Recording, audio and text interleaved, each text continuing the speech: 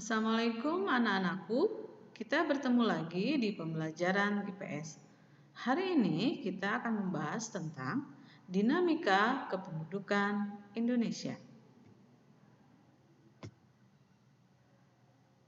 Baik, dinamika penduduk adalah perubahan jumlah penduduk pada suatu wilayah yang disebabkan oleh 3 faktor, yaitu faktor kelahiran, natalitas, kematian, mortalitas, dan perpindahan atau migrasi. Kita lihat jumlah penduduk di dunia. Indonesia menduduki urutan keempat, yaitu sekitar 256 juta jiwa. Negara dengan penduduk terbanyak adalah Cina. Lalu yang kedua India, yang ketiga Amerika Serikat, dan yang keempat adalah Indonesia. Jadi Indonesia itu penduduknya cukup banyak. Lalu bagaimana persebaran penduduknya di Indonesia? Arti dari persebaran penduduk adalah bentuk penyebaran penduduk di suatu wilayah atau negara, apakah penduduk tersebut tersebar merata atau tidak.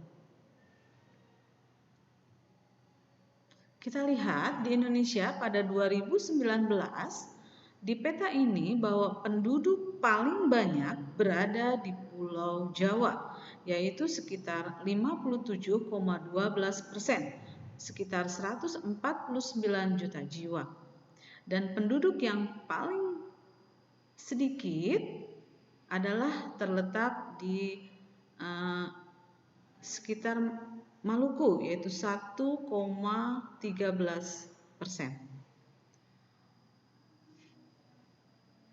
Berikutnya, lalu kepadatan penduduk merupakan indikator adanya perbedaan sumber daya yang dimiliki suatu wilayah.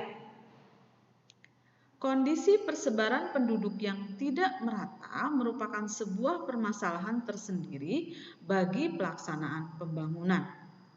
Di Pulau Jawa, pembangunan lebih cepat. Pembangunan lebih pesat dibanding dengan daerah yang berpenduduk sedikit, seperti misalnya di daerah Papua atau di Pulau Kalimantan. Lalu, mengapa Pulau Jawa penduduknya lebih padat dari pulau lainnya? Apa sih daya tarik Pulau Jawa sehingga banyak penduduk dari pulau lain berbondong-bondong pergi ke Pulau Jawa? Kalian tahu jawabannya? Kalian boleh pikirkan, nanti kita diskusikan di akhir pembelajaran ini. Lalu, apakah kalian pernah mendengar sensus penduduk? Sensus penduduk adalah perhitungan jumlah penduduk. Berapa yang lahir, berapa yang meninggal, dan berapa yang berpindah tempat. Perhitungan jumlah penduduk ini penting. Bisa untuk kepentingan ekonomi, kepentingan politik, ya. Sensus ini dilakukan setiap 5 tahun sekali. Lalu kita lanjutkan. Penduduk setelah disensus itu akan dikelompokkan atau dikomposisikan berdasarkan kelompok-kelompoknya. Berdasarkan usianya, berdasarkan jenis kelaminnya, berdasarkan mata pencahariannya, agama, bahasa, pendidikan, pekerjaan, dan lain-lain. Kita lihat komposisi penduduk berdasarkan usia dan jenis kelamin.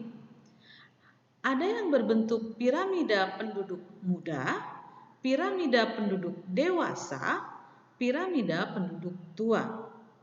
Jika yang muda lebih banyak dibanding yang tua, itu disebutnya piramida penduduk muda.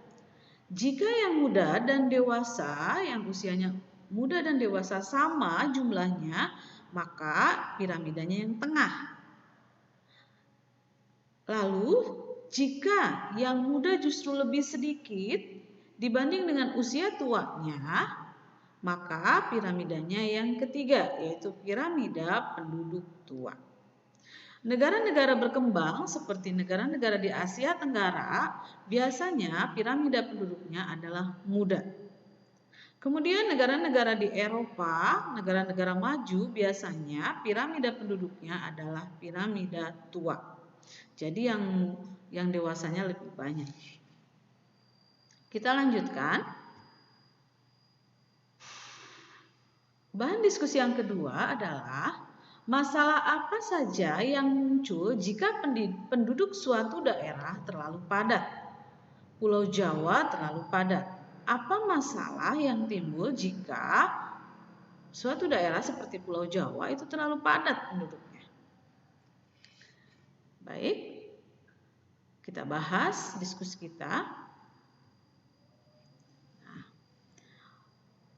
Tadi kita sudah bahas bahwa apa sih daya tarik Pulau Jawa sehingga banyak penduduk dari daerah lain datang ke Pulau Jawa.